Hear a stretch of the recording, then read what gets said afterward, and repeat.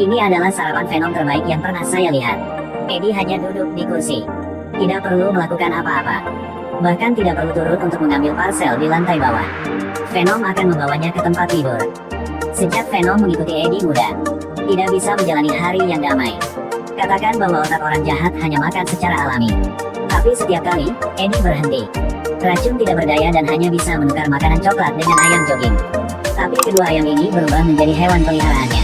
Pagi itu, Eddie menerima surat dari si pembunuh celetus untuk. Dalam surat yang menceritakan kehidupannya dari kecil hingga dewasa. Ketika masih kecil, mendorong nenek menuruni tangga. Lempar pengering rambut dengan daya di bak mandi ibu. Bahkan hewan peliharaan tidak selamat. Kemudian dia dikirim ke panti asuhan oleh ayahnya. Sekali lagi dibully. Ada seorang gadis berteriak yang menyelamatkannya. Sejak saat itu, keduanya menjadi sepasang kekasih seperti gambar dan bayangan. Setelah tumbuh dewasa, bunuh orang dan kubur mayat yang tak terhitung jumlahnya. Sebelum dieksekusi, dia ingin melihat Eddie sekali. Sedang sedih karena tidak ada kerjaan apa. Eddie memutuskan untuk masuk penjara untuk wawancara. Tapi hal yang tak terduga adalah hanya mengatakan beberapa kata. Celetus mengungkapkan sifat aslinya. Mulai memprovokasi Eddie tanpa henti. Saya berharap kau sendirian selama hidup. Seperti biasa, Eddie tidak mau membandingkan. Sampai dia mengutuk orang tuanya. Venom panas seperti es krim dan tidak tahan lagi. Raih Celetus dan pukul dia. Selama kekacauan, Celetus mendekati Eddie. Pegang tangan kiri dan gigit. Sipir di dekatnya segera menarik keduanya keluar. Jangan sentuh tahanan, kamu mundur untukku. Tidak berdaya. Wawancara Eddie baru saja berakhir. Setelah Eddie pergi, darah yang terkumpul di mulut Celetus melahirkan kelainan bentuk. Orang ini tidak hanya tidak takut, masih mengisap. Eddie pulang ke rumah. Menyalahkan Venom terlalu marah. Bekerja tanpa otak. Venom mengira dia membantu Eddie melampiaskan amarahnya. Semakin keduanya berdebat, semakin intens. Akhirnya mulai menggunakan seni bela diri.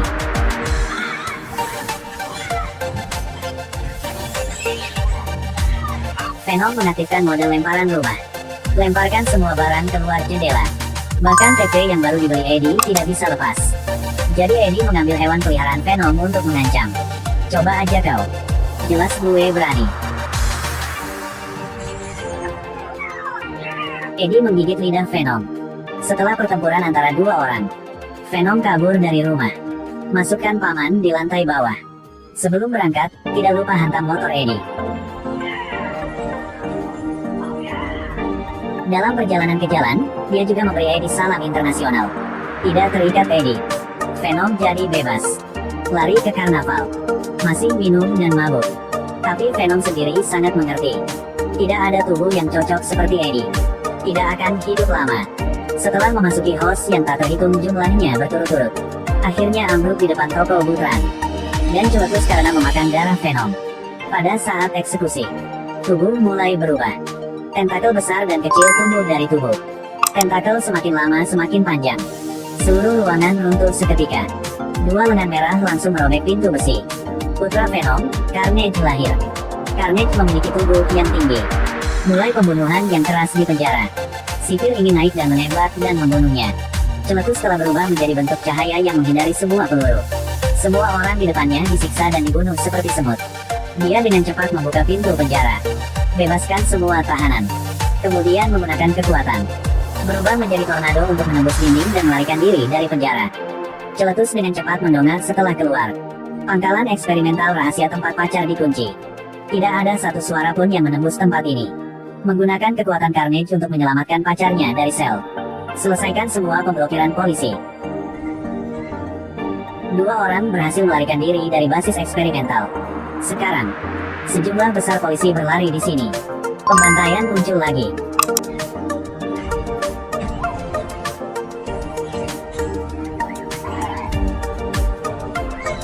Helikopter bersenjata juga ditangani dengan sangat lembut.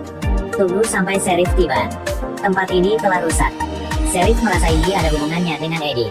Panggil Eddie ke stasiun interogasi. Ketika Eddie mendengar ada monster di tubuh Celetus juga, langsung ingat adegan di mana dia digigit. Sadar akan keseriusan masalah, Ed menemukan mantan pacarnya N. Minta N untuk menemukan Venom yang kabur dari rumah. N tahu Venom suka coklat. Datanglah ke toko serba ada Butran. Karena Eddie akrab dengan toko ini, tapi tidak bisa mengatakan beberapa kata. Anne menemukan bahwa nada suara Nyonya Tran tidak sama seperti sebelumnya. Ternyata. Tapi Venom masih marah pada Eddie sekarang. Tidak ingin pulang dengan Anne.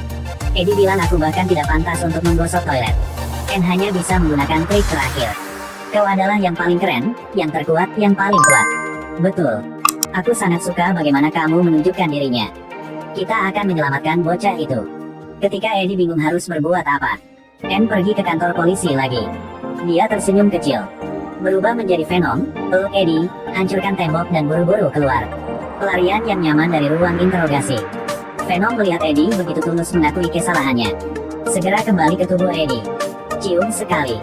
Apakah kamu ingin menciumku sekarang? Tidak. Di tempat lain. Celetus dan Bistro bersiap untuk pernikahan berdarah. Dan orang-orang yang mereka undang semuanya adalah musuh mereka. Celetus berubah menjadi Carnage. Menculik Sheriff. Bistro yang bertanggung jawab atas penculikan Anne. Meninggalkan alamat untuk tunangan Anne. Ambil Anne sebagai sandera untuk memaksa Venom muncul. Segera Venom dan Eddie tiba di sinagoga.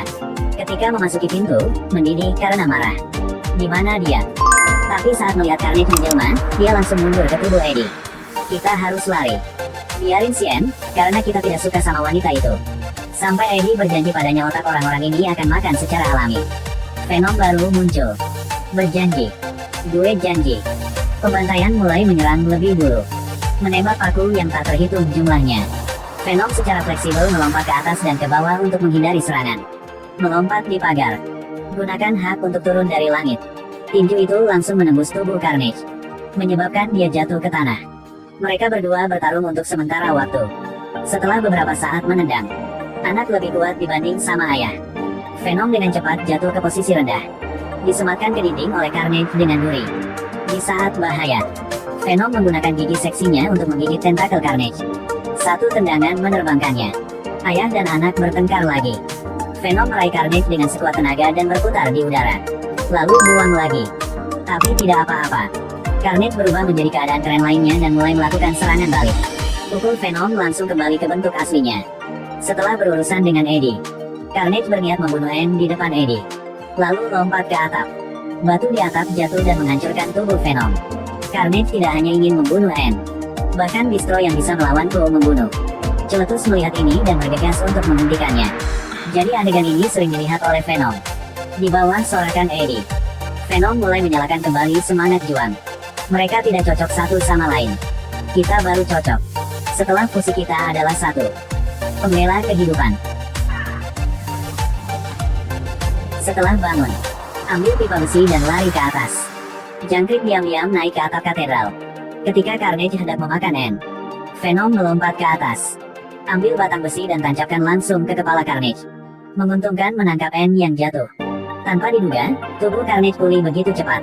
Datang ke punggung Venom, dia menusuk tubuhnya dengan tentakel yang tajam. Meskipun Carnage tanpa henti menyerang punggung Venom, masih menyakitkan untuk membawa Anne ke tanah. Seluruh tubuh Venom sangat lelah sekarang. Tidak lagi memiliki kekuatan untuk melawan Carnage. Pada saat ini, orang bantu muncul. Bistro muncul di belakang Venom. Venom tampaknya telah membuat rencana yang bagus. Satu dorongan membuatnya jatuh. Pada saat jatuh, Bistro mengeluarkan suara yang menyebabkan Venom dan Carnage dipaksa kembali ke tubuh mereka. Jatuh dari atap bersama. Carnage, setelah berpisah, masih ingin kembali ke tubuh Celetus. Venom tidak memberi Carnage kesempatan. Ukuran 80 kaki menginjak dia. Setelah menangkapnya, telan hidup-hidup. Tidak enak. Hanya Celetus yang tidak bisa kabur. Terakhir, Eddie dan Venom karena ingin menghindari buronan polisi. Keduanya melarikan diri ke Hawaii untuk berlibur. Sejak saat itu, jalani hidup bahagia tanpa rasa malu. Sampai malam, Venom ingin membiarkan Eddie melihat apa yang dia alami. Tiba-tiba, seluruh pemandangan seluruh ruangan berubah. Mereka berdua langsung pergi ke alam semesta lain. Ini disiarkan di TV sekarang. Berita Spider-Man mengungkapkan identitasnya. Venom melihat Spider-Man di depan layar. Ada perasaan dikenal. Saat mereka bertemu lagi, semua mohon bersabarnya.